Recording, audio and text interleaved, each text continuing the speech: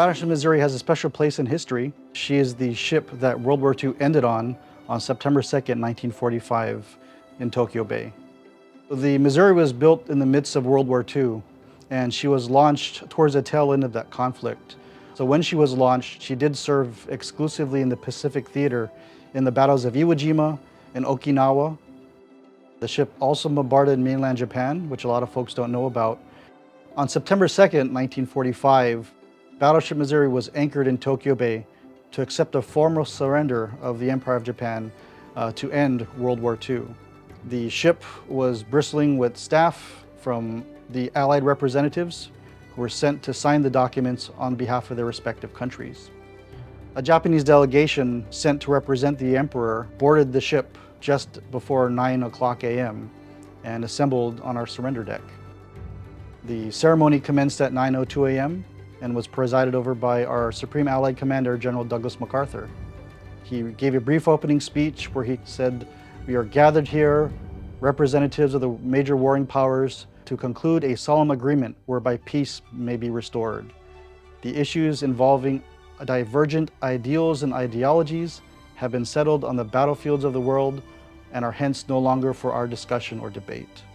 The ceremony started at 9:02 a.m. and was concluded at 9:25 a.m. It only took 23 minutes to bring an end to the bloodiest conflict in human history.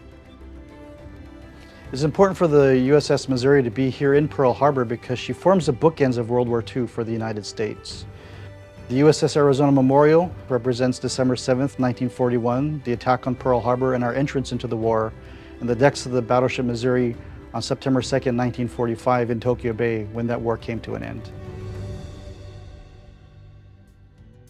For visitors coming to the Battleship Missouri, you're going to have a wonderful experience. Once you get on our pier, the size of the ship is just amazing to see just how big she is. And when you step on board her, you'll be greeted by our staff and given the option to be given a guided tour.